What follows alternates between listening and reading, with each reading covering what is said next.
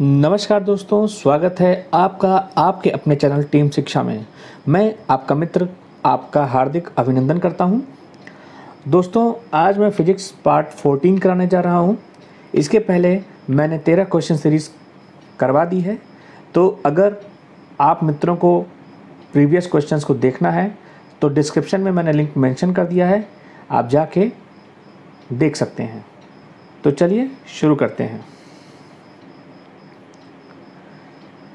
और ये रहा हमारा पहला प्रश्न। खुले में एक बड़ी आग तेज हवाओं से क्यों लगती है? तो आप ऑप्शंस पहले पढ़ लीजिए कि आग के कारण, हवा के निरंतर संचलन के कारण, जी नहीं, धूल के कणों के कारण, धूल के कणों से भी हवा नहीं फैलती है। ऑप्शन सी को आप ध्यान दीजिएगा, क्योंकि आसपास के कण गर्म होकर हवा में ऊपर उठते हैं और ठंडी हवा का एक प्रचंड प्रकोप पैदा होता है। देखिए इसके कहने का सेंस क्या है। यही ऑप्शन हमारा सही है। जहाँ पर आग लगी है, मान लीजिए यहाँ पे फायर लगी हुई है, जिसकी वजह से क्या हो रहा है कि हवाएं गर्म हो रही हैं और ऊपर उठ रही हैं। तो यहाँ पर प्रेशर हो जाता है हमारा लो, और इस प्रेशर को भरने के लिए जहाँ पे ठंडी हवाओं का क्षेत्र है, देखिए मान लीजिए कि यहाँ पर ठंडी हवाएं हैं, तो यहाँ पे क्या होता है कि यहाँ पे प्रेशर होता है हाई, तो हाई से लो की तरफ हवा बहने लगती है। तो क्या होता है कि अगर यहाँ पर आग लगी हुई है तो तेज़ी से हवा का एक झोंका यहाँ पर आने लगेगा और वो आग को बढ़ाने लगता है। इसलिए इसका सबसे सटीक उत्तर होगा, आसपास के कण गर्म होकर हवा में ऊपर उठते हैं और ठंडी हवा एक प्रचंड प्रकोप पैदा कर देती है। आइए हम अगले प्रश्न पर चलते हैं। यदि दो वस्तुएं जो कि विरामावस्था में हैं एवं उनके द्रव्यमान भिन्न भिन्न हैं, उन पर एक बल समान समयांतराल के लिए लगता है, तो क्या समान होगा? देखिए जब विरामावस्था में है, तो विरामावस्था का मतलब हो गया कि उनकी वेलोसिटी तो वैसे ही जीरो हो गई। तो यहाँ पर हम संवेग संरक्षण का सिद्धांत लगाते हैं। संवेग संरक्षण का सिद्धांत क्या होता है? P = m/v। और हमारा फोर्स क्या होता है? संवेग परिवर्तन की दर, मतलब ΔP/ΔT। जब ये सेम लग रहा है, मतलब कि जब फोर्स सेम लग रहा है, तो हमारा संवेग भी सेम होगा। इसलिए इसका सही उत्तर होगा संवेग। आइए हम अगले प्रश्न पे चलते हैं। तो दोस्तों, ये रहा हमारा तीसरा प्रश्न। इसमें पूछ रहा है कि कारों की हेडलाइट्स में किस दर्पण का उपयोग किया जाता है? देखिए इसका आंसर होगा अवतल दर्पण का। आप कारण भी जान लीजिए। देखिए ये हमारा होता है अवतल दर्पण। अवतल दर्पण में उठे हुए भाग में हम सिल्वर क्लोराइड की पॉलिश कर देते हैं। यहाँ पे हम सिल्वर क्लोराइड की पॉलिश कर देते हैं। तो फिर होता क्या है कि जब प्रकाश की किरण आती है और इस दर्पण से टकराती है, तो टकरा के वापस एक स्थान पे इकट्ठा होने लगती है। ऐसे आई, फिर इकट्ठा होने लगी, ऐसे आई, टकराई। तो यहाँ पर एक स्थान पर जब इकट्ठा होती है तो हमको इमेज क्लियर दिखाई देती है। तो अब हमारी जो कार की हेडलाइट है, ये मान लीजिए कि हमारी कार है, ये मान लीजिए हमारी कार है और यहाँ हमारी हेडलाइट है। तो अगर यहाँ पे रोशनी एक जगह पे, मतलब एक पर्टिकुलर एरिया में रहेगी, तो हमें दिखाई देगा। सपोज़ करिए अगर हम उत्तल दर्पण लगा देते हैं और ये रोशनी इस तरीके से ऊपर हवा में जा रही है, पेड़ों पे जा रही है, तो वो हमारे लिए फ्रूटफुल नहीं होता है। इसलिए हम इसमें उत्तल दर्पण का प्रयोग नहीं करते हैं, अवतल दर्पण का प्रयोग करते हैं। देखिए उत्तल दर्पण क्या होता है, मैंने आपको बताया था। देखिए उत्तल को आप उठे हुए से याद कर लीजिए, ठीक है। उठे हुए भाग के अपोजिट में हम चांदी की कलई कर देते हैं। जो भी प्रकाश की किरणें आती हैं टकरा के वापस चली जाती हैं। यहाँ पर आई, ये टकरा के वापस चली गई। तो ये क्या कर रहा है कि किरणों को फैलाने का कार्य कर रहा है। किरणों को फैलाने का कार्य कर रहा है, तो इसका फील्ड एरिया बड़ा हो जा रहा है। इसलिए हेडलाइट के लिए तो इसकी उपयोगिता नहीं है। लेकिन अगर हम बात करें बैक मिरर का, जो गाड़ियों में बैक मिरर होता है, उसमें हम उत्तल दर्पण का प्रयोग इसीलिए करते हैं। इसमें हम उत्तल दर्पण का प्रयोग करते हैं बैक मिरर में, और उसका कारण क्या है कि इसका जो फील्ड एरिया होता है बड़ा होता है। इसका फील्ड एरिया बड़ा होता है, जिससे कि पीछे आती हुई बड़ी सी ट्रक भी हमें आसानी से अपने छोटे से बैक मिरर में दिखाई दे जाती है। तो ठीक है, इसका आंसर अवतल दर्पण होगा। मैंने आपको अवतल और उत्तल दोनों के बारे में समझा दिया है। आइए अगले प्रश्न पे चलते हैं। कौन सा नियम बताता है कि जब किसी निकाय को बाहर से ऊष्मा दी जाती है तो निकाय द्वारा अवशोषित ऊष्मा का मान निकाय की आंतरिक ऊर्जा में आई वृद्धि और निकाय द्वारा किए गए कार्य के योग के बराबर होती है। देखिए, ये परिभाषा ही है जिसको हम थर्मोडायनेमिक्स का पहला नियम कहते हैं। इसमें जो हम ऊष्मा देते हैं, मतलब मान लीजिए कि अगर हम Q ऊष्मा दे रहे हैं तो इसमें क्या कर रहा है, निकाय के द्वारा अवशोषित ऊष्मा का मान निकाय की आंतरिक ऊर्जा। अब मान लीजिए कि इसकी जो आंतरिक ऊर्जा अगर हम उसको U से रिप्रेजेंट करें, du का मतलब होता है कि आंतरिक ऊर्जा में जो परिवर्तन हो रहा है और उसके किए गए कार्य के बराबर होती है। देखिए, यही डेफिनेशन भी कह रहा है। डेफिनेशन में यही कह रहा है कि जब किसी निकाय को बाहर से ऊष्मा दी जाती है, मतलब हम Q ऊष्मा दे दिए, तो निकाय के द्वारा अवशोषित ऊष्मा का मान, ठीक है, उसकी आंतरिक ऊर्जा मतलब डेल्टा U में आई वृद्धि और किए गए कार्य के योग के बराबर होती है। तो एक तरीके से आपकी डेफिनेशन भी तैयार हो गई। अब हम हुक के नियम की बात कर लें तो हुक क्या कहते हैं। तो हुक्स लॉ ये बोलता है कि जो हमारा प्रतिबल होता है, जो हमारा प्रतिबल होता है वो विकृति के समानुपाती होता है प्रत्यास्थता के सीमा के अंतर्गत। कूलाम का नियम आपको पता ही है। कूलाम क्या कहना चाह रहे हैं कि दो विद्युत आवेशों के मध्य जो बल लगता है F, वो दोनों आवेशों के गुणनफल के समानुपाती और उनके बीच की दूरी के व्युत्क्रमानुपाती होता है।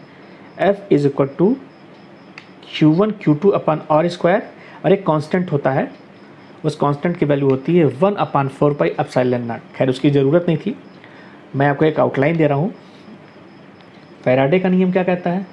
फैराडे का नियम मैंने आपको बताया था। फैराडे क्या बोलते हैं कि जो इसमें अगर कोई बंद परिपथ है, मतलब अगर कोई एक क्लोज सर्किट है, ठीक है, और उस क्लोज सर्किट में मतलब मान लीजिए कि बैटरी लगी हुई है, तो इसमें प्रवाहित, जब इसमें क्या कहते हैं कि एक क्लोज सर्किट है तो उसमें जो उत्पन्न ईएमएफ होता है उस परिपथ से होकर प्रवाहित चुंबकीय फ्लक्स के परिवर्तन की दर के बराबर होता है। कहने का मतलब है कि अगर मान लीजिए कि ये हमारा ईएमएफ है, इसकी जो वैल्यू होती है माइनस d∅/dt के बराबर होती है। ये फाई हमारा क्या होता है, फाई हमारा होता है फ्लक्स, तो फ्लक्स परिवर्तन के दर के बराबर होता है। अब ये जो माइनस साइन है ये क्या बता रहा है कि जो हमारा ईएमएफ होता है जिस कारण से उत्पन्न होता है उस कारण का विरोध करता है। यही फैराडे का नियम है। इसी को हम लेंज के नियम से भी जानते हैं। तो ठीक है, ये मैंने आपको धीरे धीरे सारे नियम के बारे में व्याख्या कर दिया है। तो चलिए अगले प्रश्न पे चलते हैं।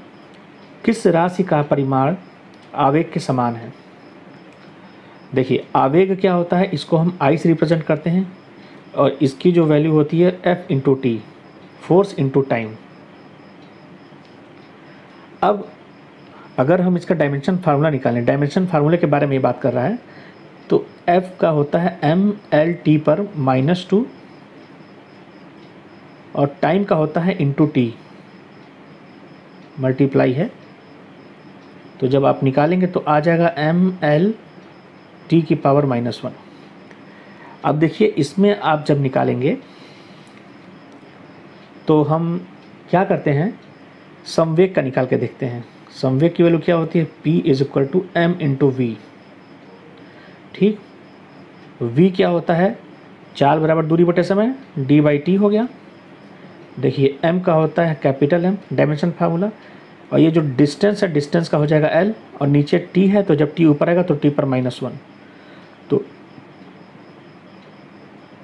संवेग और आवेग इन दोनों का बराबर हो गया परिमाण, और यही प्रश्न में हमसे पूछ रहा था। तो चलिए हम अगले प्रश्न पे चलते हैं। बॉयल का नियम किसी भी गैस के लिए किस प्रकार सत्य है? तो देखिए इसका उत्तर होगा कम तापमान और उच्च दाब। देखिए ये बताता है कि बॉयल का नियम ये बताता है कि P is proportional to T और PV बराबर होता है गैस इक्वेशन nRT, ठीक, जहाँ पर n क्या होता है, नंबर ऑफ मोल होता है, नंबर ऑफ मोल होता है, ठीक है, ये हमारा गैस इक्वेशन होता है। तो कम तापमान और उच्च दाब के लिए ये फॉलो करता है, मतलब किसी भी गैस के लिए ट्रू होता है। ये गैस इक्वेशन था हमारा। तो चलिए अगले प्रश्न पे चलते हैं। जड़ता क्या है? कहने का मतलब ये इनर्शिया के बारे में बात कर रहा है। जड़ता मतलब होता है इनर्शिया, जड़त्व, इनर्शिया।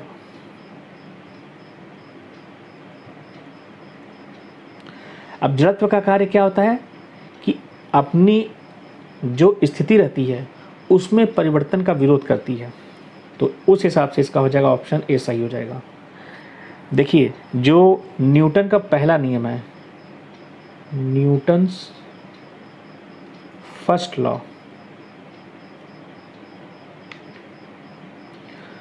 वो आपका जड़त्व का ही नियम है। इसको ही हम कहते हैं जड़त्व का नियम। और इसी में बताया गया है कि यदि कोई वस्तु विरामावस्था में है तो वह विरामावस्था में रहेगी जब तक कि उस पर कोई बाह्य बल न लगाया जाए, या कोई वस्तु गतिमान है तो वह गतिमान रहेगी जब तक कि उस पर कोई बाह्य बल न लगाया जाए। मतलब कि इनर्शिया का मतलब होता है कि वो अपने अवस्था का परिवर्तन का विरोध करती है। और यही पूछ रहा है, देखिए बेसिक डेफिनेशन पूछ रहा है। तो अगर आपका डेफिनेशन क्लियर है तो आप कई प्रश्नों का उत्तर अपने आप स्वतः ही दे देंगे, आपको और ऑप्शंस की ज़रूरत ही नहीं पड़ेगी। तो चलिए हम अगले प्रश्न पर चलते हैं। क्रांतिक तापमान पर सतह का तनाव बल कितना हो जाता है, सरफेस टेंशन कितना हो जाता है? तो देखिए ये हो जाता है हमारा 0। आप देखते होंगे कि ऐसे आप समझ लीजिए कि अगर पानी गर्म है, गर्म पानी में कपड़ा आसानी से साफ़ होता है, कपड़ा आसानी से साफ़ होता है।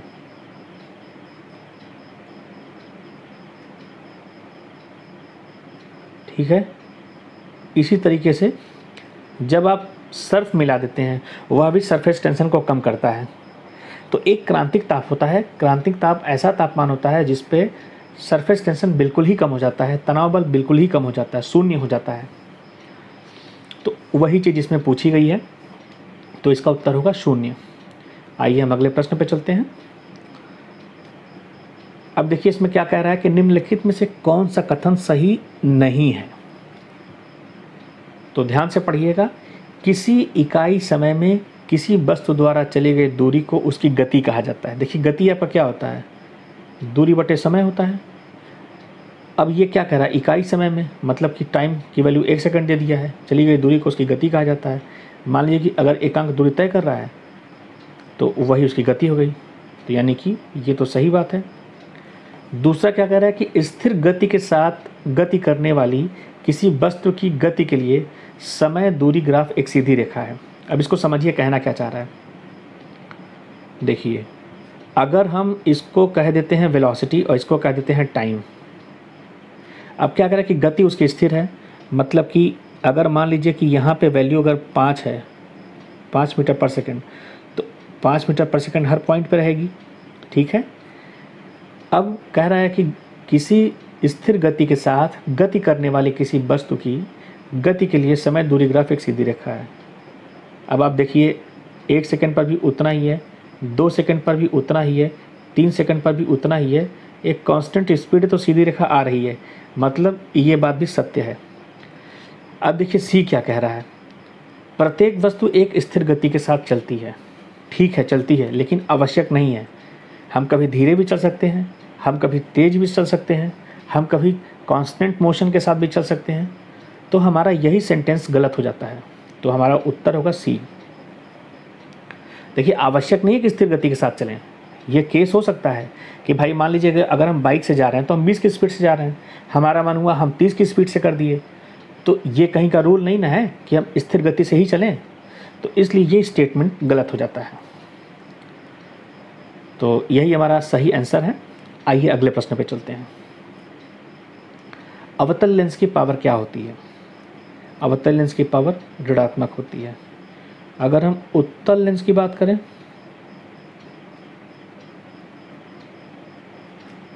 तो इसकी जो पावर होती है उसको हम प्लस से रिप्रेजेंट करते हैं। प्लस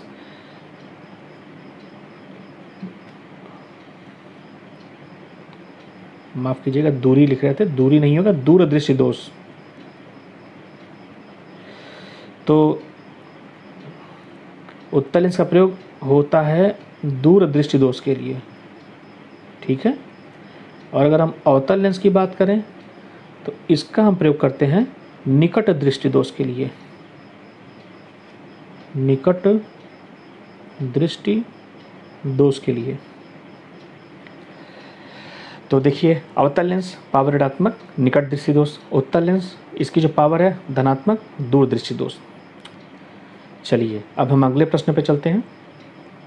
किसी पदार्थ में विद्युत का संवाहक बनाने के लिए क्या होना चाहिए? मुक्त इलेक्ट्रॉन होना चाहिए। मैंने आपको पहले भी बताया है कि अगर मान लीजिए कि ये कोई एलिमेंट है तो ये हो गया उसका नाभिक, नाभिक के चारों ओर बन गए उसके ऑर्बिटल्स, ठीक है। और ऑर्बिटल्स में भी जो सबसे आउटर मोस्ट ऑर्बिटल्स होते हैं उसमें जितने नंबर ऑफ इलेक्ट्रॉन्स होते हैं फ्री, उन्हीं की वजह से करंट फ्लो होती है। देखिए सेंटर में होता है न्यूट्रॉन प्लस प्रोटॉन, यहाँ क्या है, ये हमारा है इलेक्ट्रॉन, ठीक है। इसी इलेक्ट्रॉन के कारण हमारा इलेक्ट्रॉन मतलब कि इलेक्ट्रिक फ्लो होता है। तो इसका सही उत्तर होगा मुक्त इलेक्ट्रॉन। तो आइए अगले प्रश्न पे चलते हैं। एक एक्सोथर्मिक प्रतिक्रिया के दौरान क्या होता है? एक्सोथर्मिक प्रतिक्रिया में ऊष्मा मुक्त होती है, ठीक है। एक्सोथर्मिक प्रतिक्रिया का मतलब ही होता है कि इस रिएक्शन में ये एक प्रकार का केमिकल रिएक्शन होता है। देखिए ये केमिकल रिएक्शन होता है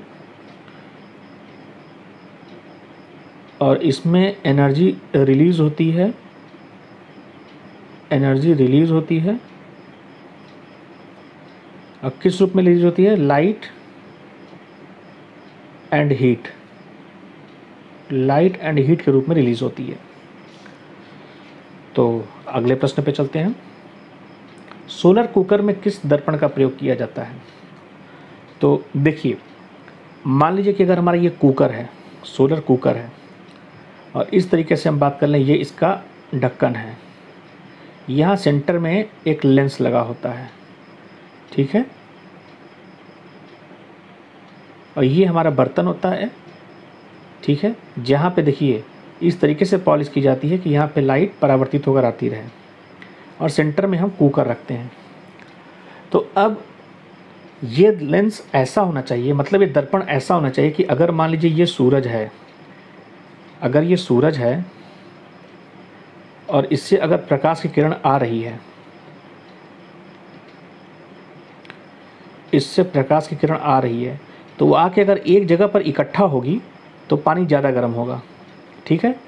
तो अब ये सोचिए कि एक जगह पे इकट्ठा कौन करता है, कौन सा दर्पण करता है? देखिए ऐसे इकट्ठा होगी तो गर्म होगा, गर्म होगा तो हमारा भोजन पकेगा। तो अभी मैंने आपको थोड़ी देर पहले बताया था अवतल दर्पण इकट्ठा करने का कार्य करता है, तो इसका सही उत्तर होगा अवतल दर्पण। तो चलिए अगले प्रश्न पे चलते हैं। मोटरसाइकिल का आविष्कार किसने किया था? तो ठीक है, एडवर्ड बटलर ने किया था। सैमुअल कोर्ट ने क्या किया था? तो आप रिवॉल्वर याद कर लीजिए, इन्होंने रिवॉल्वर का आविष्कार किया था। वैसे रिवॉल्वर की बात करें तो रिवॉल्वर में जो घूमने वाला हिस्सा होता है जिसमें हम गोलियां सेट करते हैं, आविष्कार उसका किया था इन्होंने, लेकिन रिवॉल्वर के लिए इनका नाम लिया जाता है।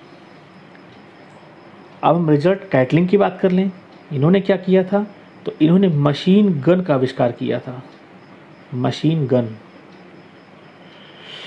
ठीक है। हम अगले प्रश्न में चलते हैं। निम्नलिखित में से कौन सा पदार्थ अनुचुंबकीय है? हमारा उत्तर होगा एल्यूमिनियम। देखिए अनुचुंबकत्व क्या होता है, ये पदार्थों का ऐसा गुण होता है जिसमें पदार्थ में बाहर से जब कोई चुंबकीय क्षेत्र आरोपित होता है तो चुंबकीय क्षेत्र की दिशा में ही ये आकर्षण पैदा करते हैं। ठीक है, तो इसका सही उत्तर होगा एल्यूमिनियम। कह लीजिए कि ज़्यादातर जो हमारे केमिकल एलिमेंट्स होते हैं, वो हमारे अनुचुंबकीय ही होते हैं। तो ठीक है, चलिए हम अगले प्रश्न पे चलते हैं। एंडोस्कोपी में डॉक्टरों के द्वारा शरीर के आंतरिक स्थलों की जांच करने के लिए किस घटना का उपयोग किया जाता है? देखिए, ये होता है हमारा कुल आंतरिक परावर्तन, इंग्लिश में कहते हैं टोटल इंटरनल रिफ्लेक्शन। देखिए होता क्या है इसमें कि डॉक्टर क्या करते हैं कि एक पतला सा तार टाइप का होता है, जो ये इंस्ट्रूमेंट होता है पतला सा तार टाइप का होता है, और इसमें ऑप्टिकल फाइबर होता है, और जो इसका जो हेड होता है यहाँ पर ये कैमरा सेट किए रहते हैं छोटा सा। जब ये मुंह के रास्ते पेट में डाला जाता है तो इंटरनल ऑर्गन, जहाँ जहाँ भी इंटरनल ऑर्गन उनको चेक करना है, वहाँ से प्रकाश की किरण ये कैमरा कैप्चर करता है, और कैप्चर करने के बाद वो प्रकाश की किरण को इस फाइबर वाली नली में भेजता है, और इस तरीके से वो किरणें टकराते हुए बाहर आती हैं, और कंप्यूटर स्क्रीन पे हमें दिखाई दे जाता है कि किस अंग में कितनी प्रॉब्लम है। तो यहाँ पे हम ये जो परिघटना होती है इसी को हम एंडोस्कोपी कहते हैं, और ये काम करती है टोटल इंटरनल रिफ्लेक्शन पे, मतलब कुल आंतरिक परावर्तन पे। तो चलिए अगले प्रश्न पे हम चलते हैं। निरपेक्ष शून्य क्या है जिस तापमान पर थर्मोडायनामिक सिस्टम में सेल्सियस तापमान पैमाने पर सबसे कम ऊर्जा होती है? देखिए, एक ही प्रश्न में आपका 2 उत्तर हो गया। निरपेक्ष शून्य पर होता क्या है कि जो हमारी थर्मोडायनामिक सिस्टम होती है उसमें सेल्सियस तापमान पर सबसे कम ऊर्जा होती है, पहली चीज़। तो इसी को हम कहते हैं परम शून्य ताप।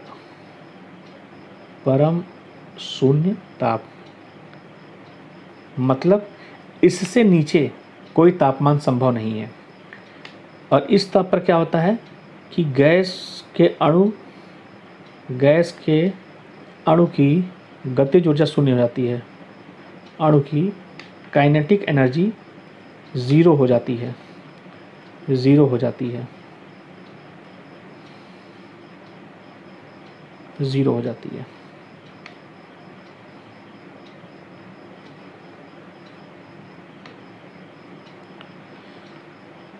और यही कारण है कि एनर्जी जब जीरो हो जाएगी तो टोटल एनर्जी हमारी कम हो जाती है, और इसका सही उत्तर होता है -273.15 डिग्री सेल्सियस। तो option A is the right answer. चलिए अगले प्रश्न पे चलते हैं। पृथ्वी की सतह के पास परिक्रमण करने वाले उपग्रह की परिक्रमण अवधि क्या होती है? वो होती है 1 घंटे 24 मिनट। चलिए अब हम अगले प्रश्न पे चलते हैं। जब सरल हार्मोनिक गति को निष्पादित करने वाला एक कण दूरतम छोर पर होता है तो कण का वेग कितना होगा? देखिए, ये हम ले लेते हैं दीवार में लगा एक होल्डर, इससे हम एक पेंडुलम को लटका देते हैं। ठीक, अब देखिए अगर ये गति करता है तो कैसे गति करता है? अपनी माध्य स्थिति के एक तरफ जाएगा, फिर वापस बीच में आएगा, फिर दूसरी तरफ जाएगा, फिर बीच में आएगा। तो इसको कहते हैं पूरा एक चक्कर। अब देखिए जो हमारा लेफ़्ट या राइट जा रहा है, जो हमारा लेफ़्ट जा रहा है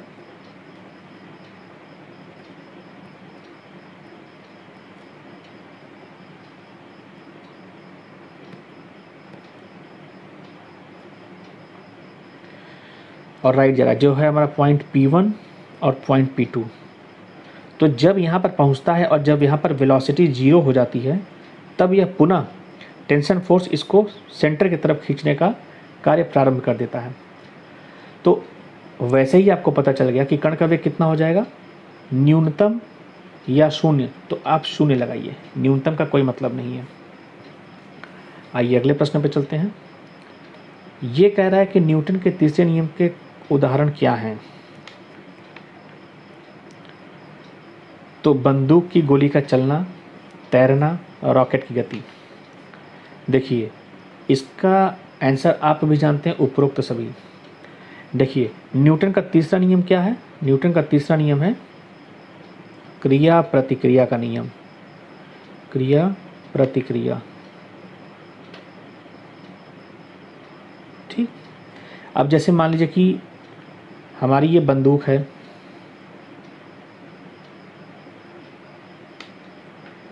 इससे हम गोली अगर मारते हैं, अगर गोली आगे की तरफ निकलती है तो बंदूक पीछे की तरफ झटका देती है।